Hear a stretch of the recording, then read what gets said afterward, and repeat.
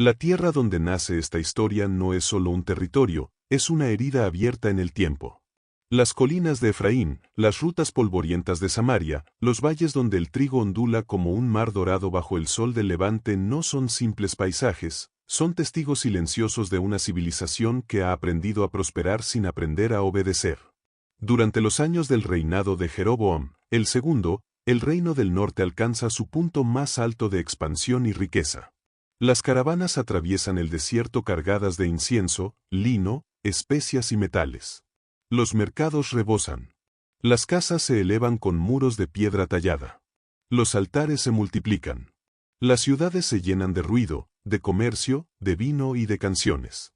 Pero bajo ese esplendor late una enfermedad que no se ve, el alma del pueblo se está desintegrando. La fe ya no guía las decisiones. La política sustituye a la conciencia. La religión se convierte en instrumento de control social. Los pactos sagrados se reducen a formalidades vacías. Los nombres de Dios se pronuncian sin temblor. Los sacrificios se realizan sin arrepentimiento. El éxito material ha construido un espejismo tan poderoso que el pueblo cree haber superado la necesidad de lo eterno. En ese contexto aparece Oseas. No emerge como rey ni como sacerdote. No es general ni consejero.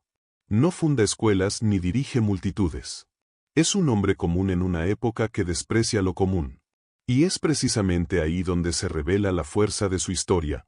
El mensaje más profundo no será proclamado con discursos, sino vivido con sangre, con lágrimas y con perseverancia.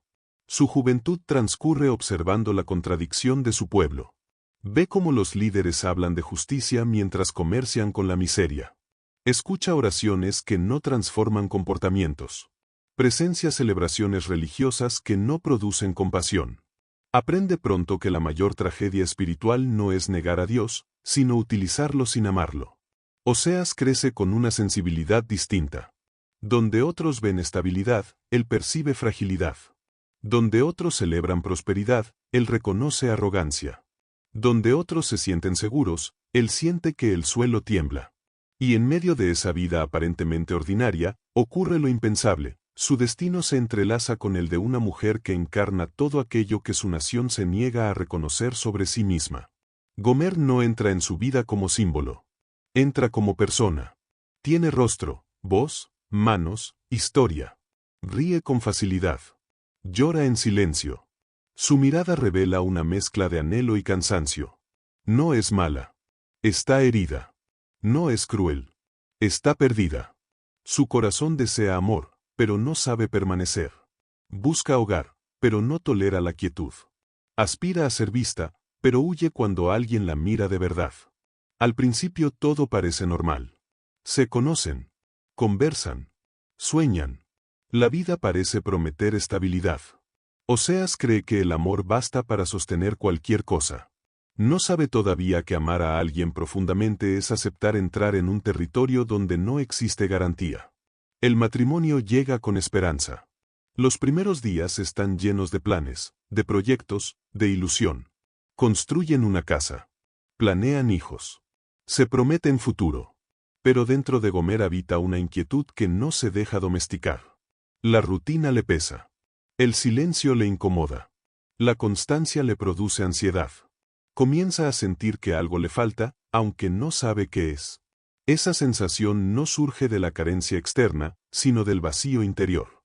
Y así, sin ruido, sin anuncio, sin escándalo, el proceso de ruptura comienza.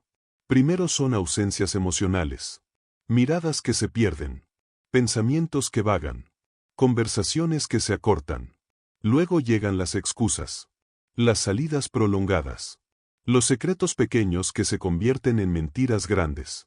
El corazón empieza a abandonar el hogar mucho antes de que el cuerpo se marche. Oseas percibe cada cambio. Siente cada distancia. Observa cada gesto. Y aún así, permanece. Ama cuando es fácil. Ama cuando duele. Ama cuando todo dentro de él le suplica huir. Porque en ese amor comienza a comprender algo que transformará su existencia para siempre. El amor verdadero no se mide por la felicidad que produce, sino por la fidelidad que sostiene cuando la felicidad desaparece. El tiempo avanza y con él se profundiza la grieta invisible que separa los corazones. La casa de Oseas y Gomer sigue en pie, los muros no se han movido, el techo sigue protegiendo del sol y de la lluvia, pero el verdadero hogar, ese espacio sagrado donde dos almas reposan juntas, empieza a vaciarse. Gomer lucha contra una sensación que no logra nombrar. No es odio. No es desprecio. Es un desasosiego constante, una inquietud que no la deja respirar. Cuando Oseas le habla de futuro, ella escucha una jaula. Cuando le habla de compromiso, ella oye renuncia. No porque Oseas sea opresivo, sino porque su propio corazón está roto en fragmentos que nunca aprendieron a permanecer unidos. Nacen los hijos. Cada nacimiento trae esperanza, como si la vida misma intentara soldar las grietas del alma. Oseas lo sostiene con ternura, mira sus rostros y siente que aún es posible reconstruirlo todo. En sus manos, esos pequeños cuerpos representan promesa, continuidad, propósito. En el corazón de Gomer, en cambio, los hijos despiertan una mezcla de amor y miedo. Ama profundamente, pero ese mismo amor le recuerda la responsabilidad que intenta evitar.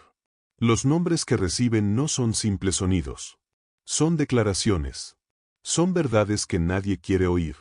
Cada vez que Oseas los pronuncia, el mensaje se repite como un eco que atraviesa la nación: misericordia retirada, ruptura anunciada, esperanza suspendida.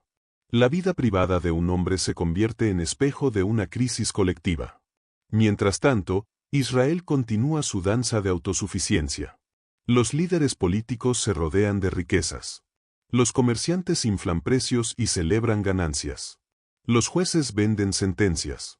Los altares se llenan de sacrificios, pero las manos que los ofrecen están manchadas de injusticia. La religión no transforma, adorna. Gomer comienza a ausentarse más. Al principio son tardes que se alargan. Luego noches que no regresan. Aparecen perfumes que Oseas no reconoce. Ropas que no compraron juntos. Miradas que ya no le pertenecen. El silencio se instala en la mesa. Los hijos perciben el vacío antes de comprenderlo. Oseas no grita. No acusa. No expone. No humilla. Sufre en soledad. Camina por las calles de Samaria observando un pueblo que se comporta igual que su esposa, rodeado de abundancia, hambriento de sentido, rodeado de opciones, vacío de propósito, rodeado de palabras, carente de verdad. Llega el día inevitable. Gomer no vuelve. No hay despedida dramática. No hay escena final. Solo una puerta que no se abre más. El aire de la casa se vuelve espeso. El tiempo se detiene. Las horas pasan como años. Oseas siente que su corazón ha sido arrancado y dejado latiendo fuera de su cuerpo. Los niños preguntan. Él responde con silencios largos y caricias breves. Aprende a ser padre y madre, refugio y fortaleza, herida y medicina. Gomer inicia su descenso.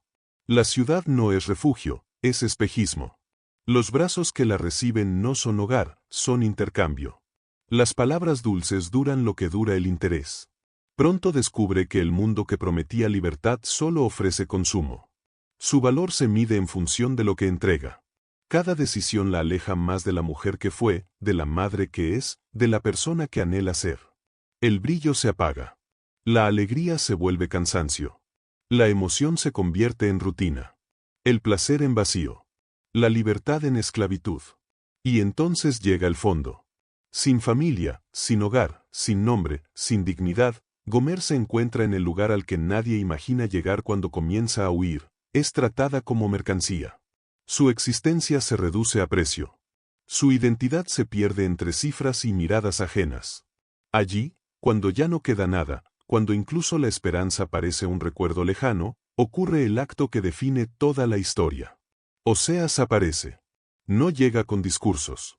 No llega con reproches. Llega con determinación silenciosa.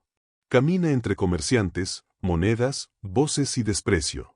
Observa a la mujer que una vez fue su esposa, la madre de sus hijos, la persona que amó sin medida. La ve quebrada, exhausta, irreconocible, y la ama. Paga el precio completo. No por obligación. No por deber. Por amor. Ese momento queda grabado para siempre en la memoria espiritual de la humanidad. Nadie cae tan bajo que el amor verdadero no pueda alcanzarlo. El rescate de Gomer no es solo un acto íntimo. Es una herida abierta en la conciencia de una nación entera.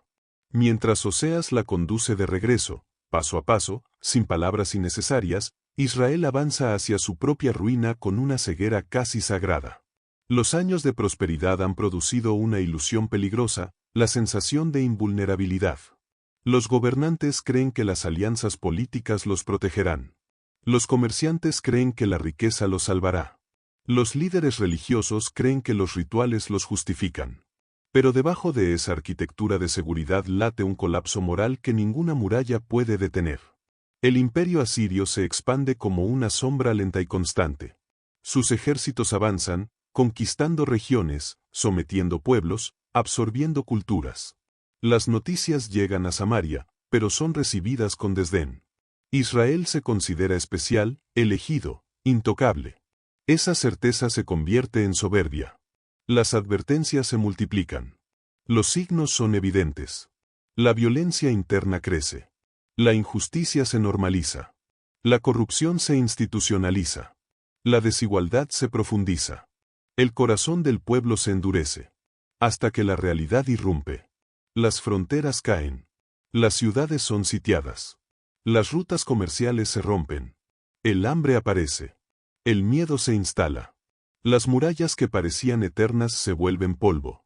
Samaria, la joya del norte, es tomada. El reino colapsa. El pueblo que confiaba en su fuerza descubre su fragilidad.